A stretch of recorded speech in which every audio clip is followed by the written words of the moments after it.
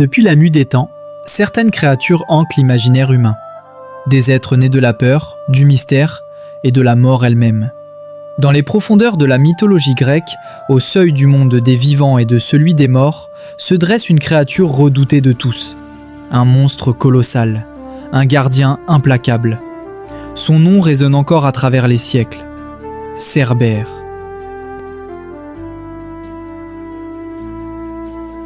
Dans la mythologie grecque, Cerbère est le chien légendaire chargé de garder l'entrée des enfers. Il veille sur le royaume d'Hadès, le dieu des morts, empêchant les âmes de s'échapper, et les vivants d'y pénétrer. Cerbère n'est pas un simple animal, il est la frontière vivante entre deux mondes, le dernier obstacle avant l'oubli éternel. Sa seule présence suffisait à glacer le sang des mortels.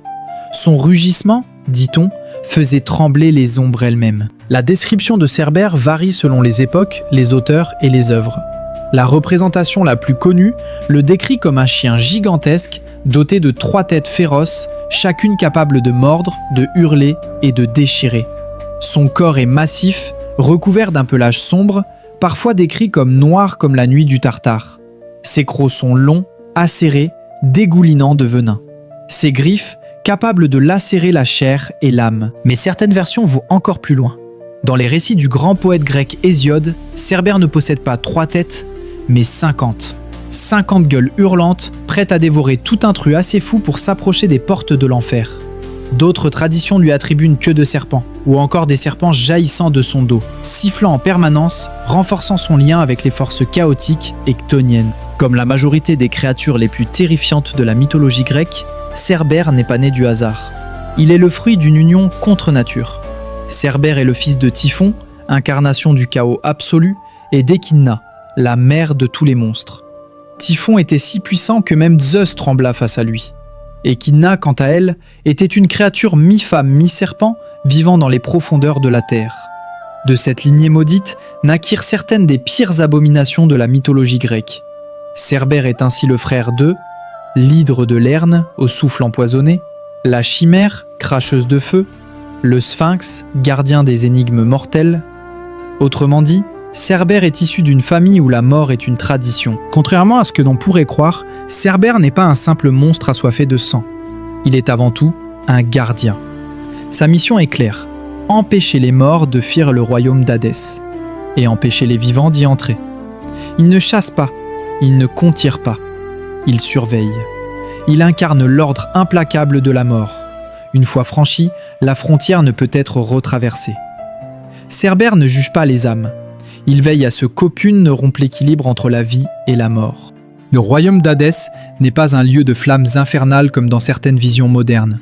Il est sombre, silencieux, immobile. Un monde d'ombre où errent les âmes des défunts. Un monde gouverné par des lois strictes et immuables. À l'entrée de ce royaume se tient Cerbère, posté devant les portes, éternellement vigilant. Ses multiples têtes lui permettent de ne jamais dormir complètement. Même lorsqu'il semble immobile, il observe, il écoute, il attend. Malgré sa férocité légendaire, certains héros grecs ont osé l'affronter. Peu ont survécu. Orphée n'était pas un guerrier. Il n'avait ni force surhumaine, ni arme divine. Son pouvoir résidait ailleurs. Lorsque sa bien-aimée Eurydice mourut, Orphée descendit vivant dans le royaume des morts pour la ramener. Face à Cerbère, il ne brandit pas une épée. Il chanta. Sa musique était si belle, si pure, si chargée d'émotions, que même le gardien des enfers en fut touché. Cerbère s'endormit. Pour un instant, la mort elle-même ferma les yeux. Mais l'épreuve la plus célèbre impliquant Cerbère reste celle d'Héraclès, connu sous le nom d'Hercule. Dans le cadre de ses 12 travaux, Héraclès reçut une mission impossible, ramener Cerbère vivant à la surface, sans armes, sans ruse, uniquement avec sa force. Après avoir obtenu l'autorisation d'Hadès lui-même, Héraclès affronta Cerbère dans les ténèbres. Le combat fut titanesque. Le héros parvint à maîtriser la bête, l'étranglant jusqu'à ce qu'elle cède, sans la tuer. Cerbère fut ramené à la lumière du monde des vivants, avant d'être rendu à sa place, là où il appartient. Au fil des siècles, Cerbère est devenu une figure incontournable de l'art antique.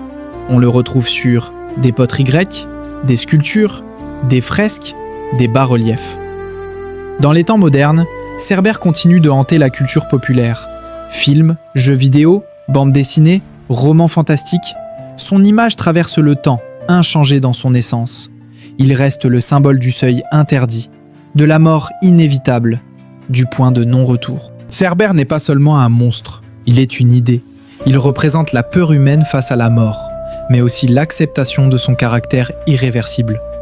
Pour les Grecs anciens, la mort n'était pas une punition, elle était un passage, et Cerbère en était le gardien. Ni cruel, ni juste, simplement nécessaire. Cerbère restera à jamais l'une des figures les plus marquantes de la mythologie grecque, un symbole puissant de la frontière entre la vie et l'au-delà. Merci à vous d'avoir suivi cette chronique. J'espère que ce voyage aux portes de l'enfer vous aura captivé. Si cette vidéo vous a plu, n'oubliez pas de vous abonner pour découvrir encore plus de récits, de légendes et de créatures issues des ombres, des quatre coins du monde. Merci encore, et à très bientôt dans Chronique des Ombres.